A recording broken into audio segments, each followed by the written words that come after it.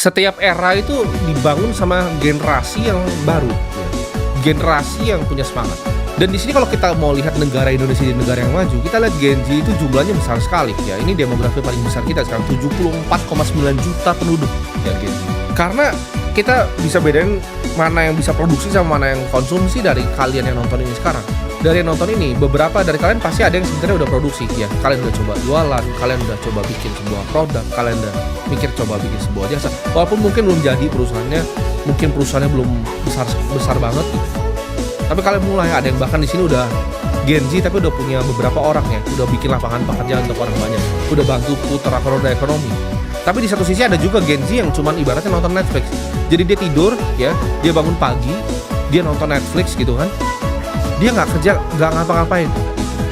Bahkan untuk yang beruntung masih di kelas menengah, masih minta duit dari orang tuanya. Tapi gue kasih tahu ini demografinya sebentar lagi akan hilang. Kenapa? Karena dunia itu bekerja dengan cara yang sangat unik. Dan ini adalah fenomena yang sedang gue lihat sekarang terjadi di mata kita semua.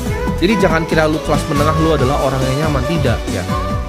Jadi dari dulu selalu ada dua kelas di dalam dunia ini. Ada kelas para elit dan ada kelas kita, rakyat jelata. Even gue tuh masih kehitungnya rakyat. Zaman dulu tuh apa sih? Ada bangsawan. Ada bangsawan, ada kaum petani. Ketika ada bangsawan dan ada kaum petani, bangsawan ini nggak suka kaum petani bisa punya hidup yang seperti bangsawan ini, ya. Ini gue kalau misal di dunia ini, ya, ini gue masih petani juga. Even sekarang ini gue masih kaum petani. Ketika petani, tapi gue petani yang punya lumbung padi besar, gitu. Kalian tuh petani yang masih nyangkul. Dan ada beberapa orang yang lumbung padinya bahkan petani lebih besar lagi. Ya, tapi mereka bukan bangsawan dan mereka nggak akan pernah bisa jadi bangsawan. Nah, apa yang terjadi? Ketika petaninya udah mulai banyak nih, yang ibaratnya nih punya lumbung padi yang besar. Bangsawan zaman dulu untuk bikin petaninya kerja, kalau nggak kerja, nggak masuk lagi, lumbung padi dibakar. Dan menurut gue ini kenapa adanya siklus ekonomi, karena mereka perlu bakar lumbung padinya, ya. Jadi kalau kalian perhatiin 2008, ya kan, di Amerika lumbung padi dibakarin. Jadi orang bikin duit dari financial market nih, oke, financial crash. 2020 orang punya lumbung padi besar nih. Contohnya yang buka-buka restoran tahun 2020, ya kan, restoran seafood besar-besar segala macam, lumbung padinya mulai banyak dibakar Covid.